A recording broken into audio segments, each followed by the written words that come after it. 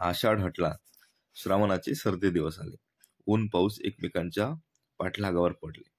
वरून पावसाच्या तुरळक सरी खाली उतरत असतानाच राजगडाच्या पायथ्याजवळ उद ग अंबे उद च्या बेभान रोमांच किलकाऱ्या आभाळाकडे वर चढत होत्या. रणहलग्यांवर लेजिमांचे ताफे नाचत खेळीत करत होते. टाळीचापाच्या काठ्या संभळी घुमवीत होत्या. रणसिंगांच्या ललकाऱ्या पाऊस सरींवर काटा फुलवीत चित्कारत धावत होत्या. भांडाऱ्याच्या मुठी उधळत जात होत्या.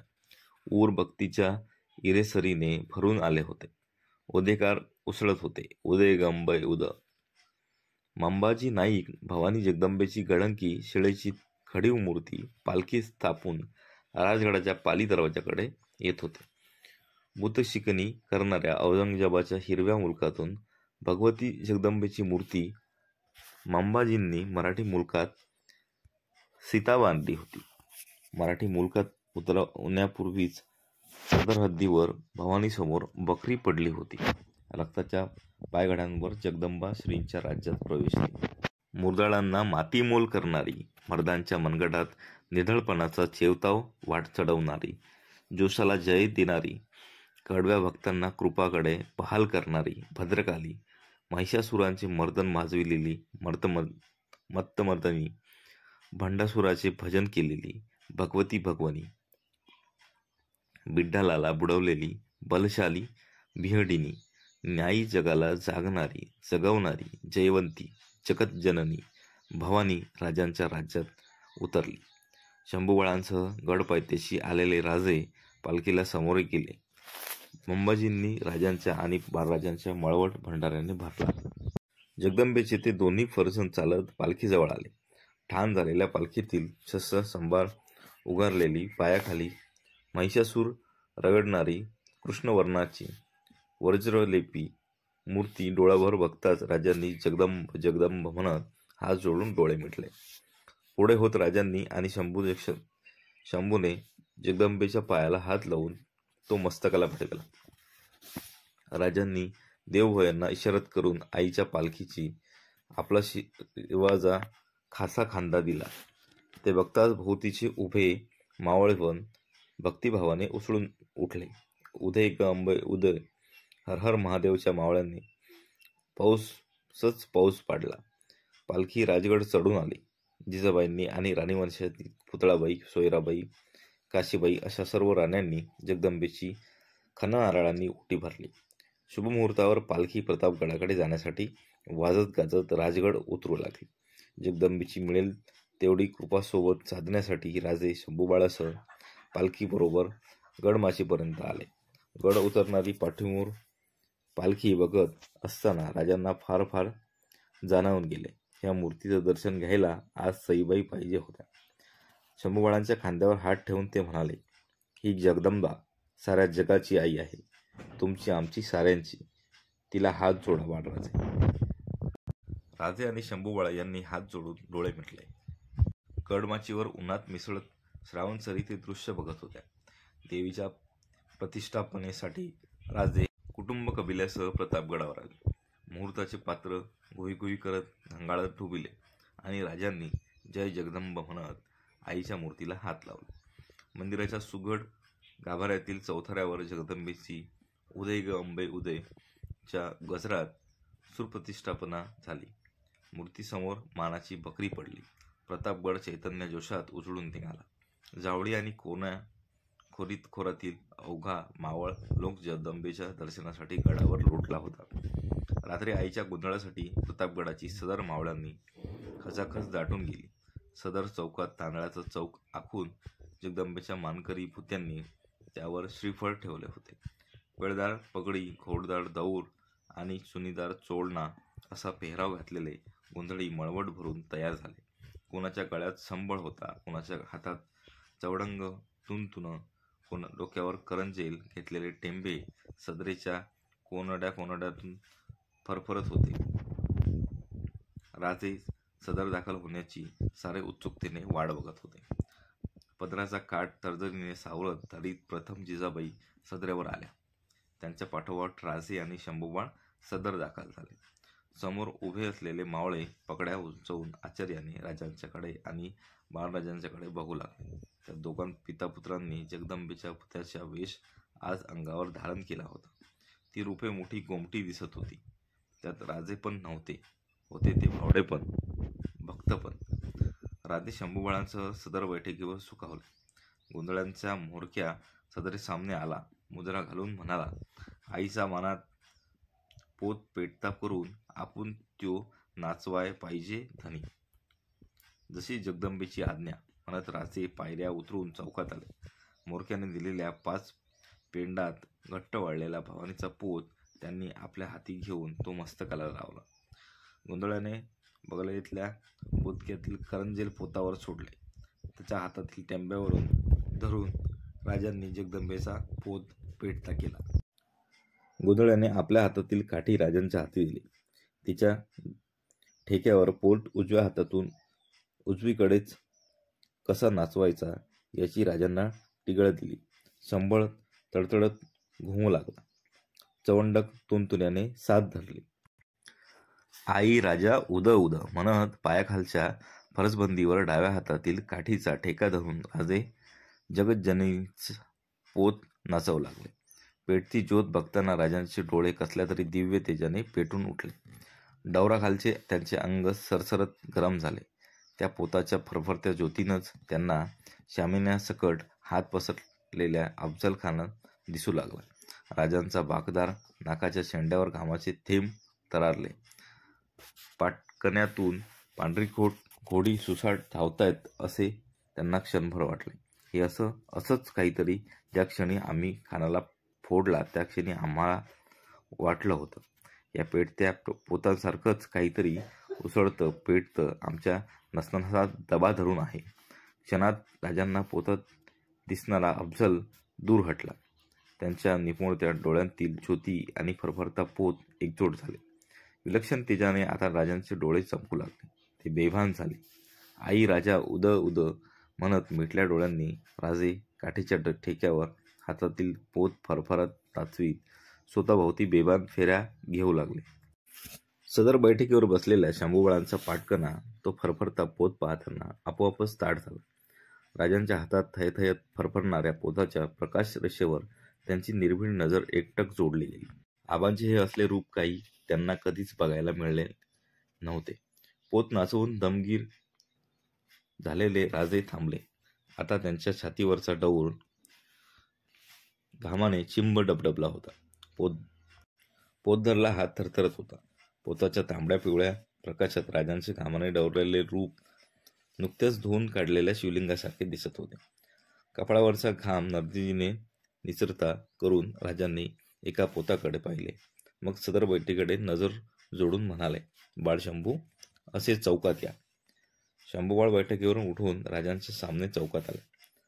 आपल्या हातातील पेटता पोत शंभूंच्या हातात देत राजे त्यांच्या छोटेखानी खांदा हळूवार थोपटीत म्हणाले, तुम्हीही नाचवा आईचा पोत बाळराजे, आमच्यापेक्षा जोशानं.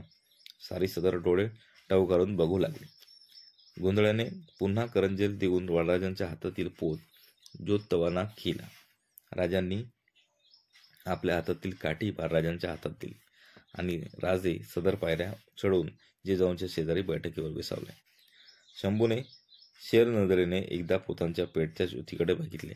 डाव्या हातातील काठी पायागदीच्या फरसंदीवरून आपटीत तो शिवबाळ गरजला, भवानी राजा उद ग उद. आणि त्या बालरुद्राच्या हातातील 5 पेढी पेटचा ओढ फरफरत नाचू लागला. त्याला उजवीकडेच जायचं बंधन उरले नाही. सर्व बंध तोडून बाळराजे जोशाने मनाजोगा हातचा पोत नाचवू लागले.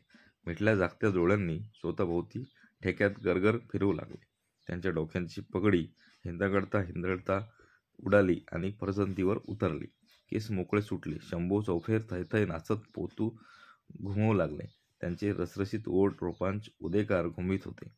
भवानी राजा उद उद उद उद फरफरणाऱ्या पोताचे कडे बाळराजांच्या भोवती गरगरू लागले. संबळवाल्याने संबळीच्या टाळी चापांच्या काठ्या चढवायला लावल्या. बाळराजांचे ते बेभान रूप पाहून सदरी बैठकीवर बसलेल्या जिजाऊंच्या हातात ची बोटे नकळतच कानशिलाकडे चढली आणि कटाकट मोडली गेली. थरकून उठलेल्या सदरेच्या एका मावळ्याने नरड्याची खाटी फुलवीत किलकारी दिली, हर हर महादेव. भोवतीच्या साऱ्यांनीच ती उचलून धरली. किलकारी त्या मोठ्या आवाजाने बळराजे थांबले. त्यांचा पोत धरला हात थरथरू लागला. अंगावरचा डौल घामाने डबडबून निघाला. आपण आता खाली कोसळू असे त्यांना वाटू लागले. त्यांनी जिजाऊंच्याकडे मूक नजर केली. जिजाऊ लगबगीने सदर पायऱ्या उतरून चौकात आल्या. त्यांनी बळराजांचा पोत आपल्या हातात घेतला. क्षणभर त्यांच्यावर नजर सोडून ते गोंधळाच्या हाती दिला. शंभूबाळांना सावरून धरीत जिजाऊ बैठकीवर आल्या. शंभूबाळ थकल्या अंगाने राजांच्या उजव्या तर्फेला बसले. त्यांची मुद्रा अपार तेजाने उजळून गेली होती.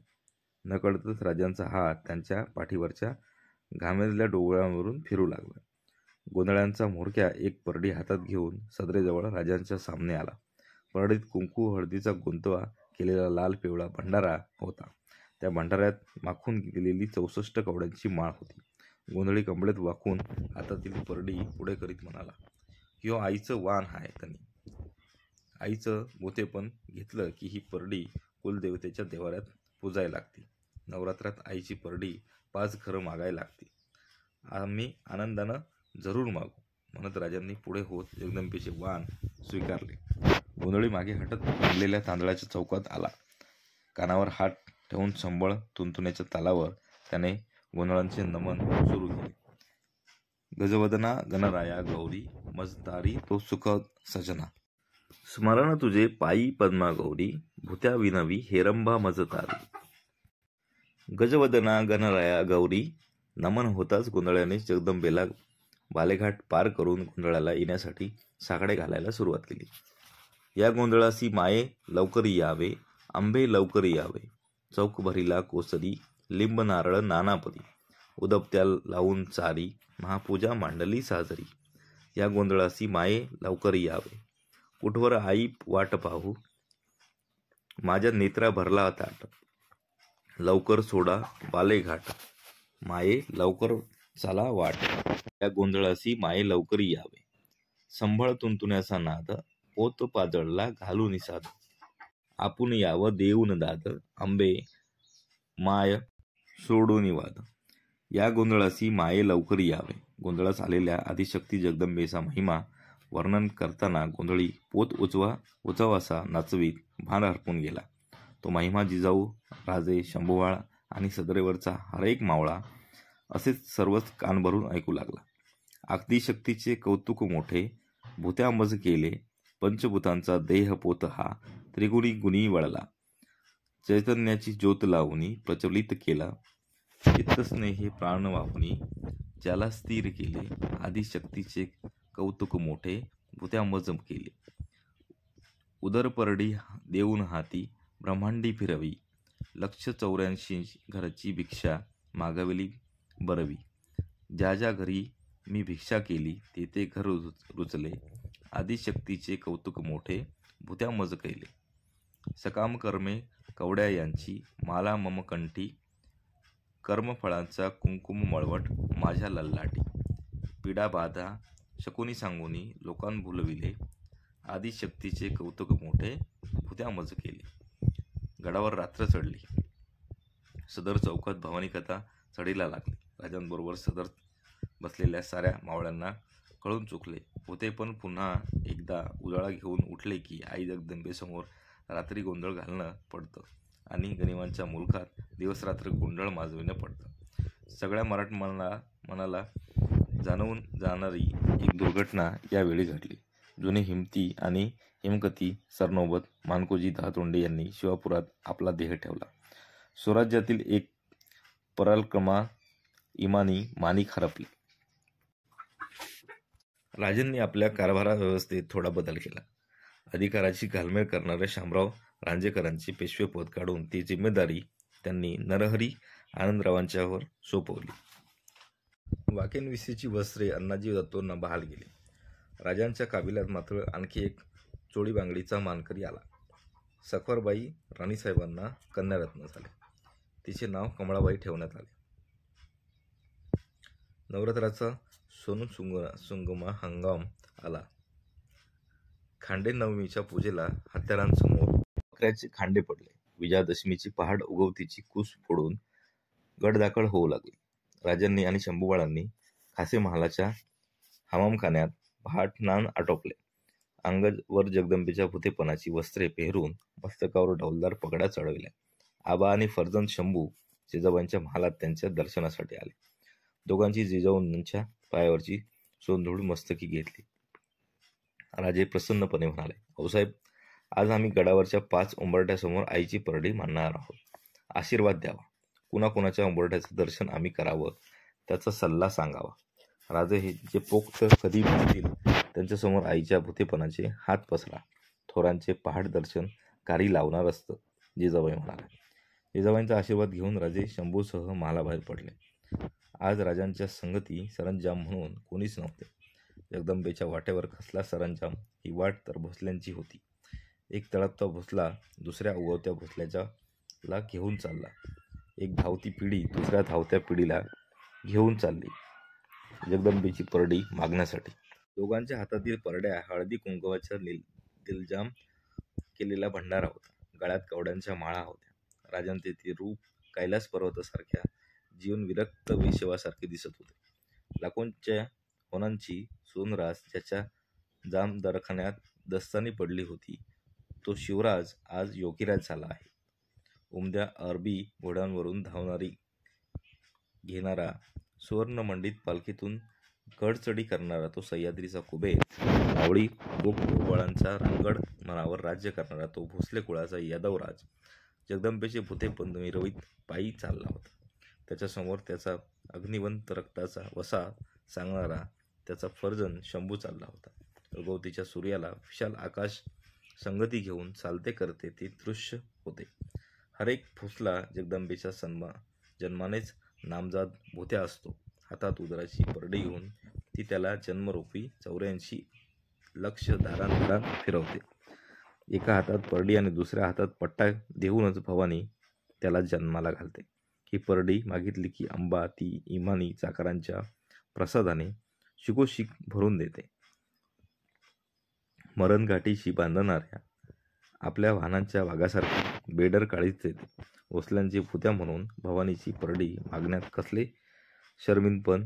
राजगडावरच्या झाडापेडांवरच्या पक्षी लोकांचा जमाव किलबिलत जागा देऊन आभाळावर झेप घेऊ लागला. पाट्यावरची नौबतीची दूर स्वारी झाली. बालकिल्ल्याच्या तर्फेला असलेल्या सोनोपंत डबीर वाड्यासमोर सडासरंजित अंगणात श्रींच्या राज्याचा आनाभाग बांधील श्रीमंत योगी आपल्या बच्च्यासह उभा ठाकला. परडी सावरून राजांनी उदेकार केला. आईचा उदय. शंभूबाळांनी तो उचलून धरला. भवानीचा उदय. डबीराच्या वाड्यावरच्या देवडीवाल्याने धावत जाऊन खासे राजे बाळराजांसह आल्याची वर्दी सोनोपंतांना दिली. पंत लगबगीने वाड्याच्या हम चौकात आले. सामने राजांना बघून ते गडबडून गेले. अदमुजरा घालून ते खालगर्दनीने कसे तरी म्हणाले, आज्ञा झाली असती तर सेवक सदरेवर रुजू झाला असता. राजांनी आत यावं.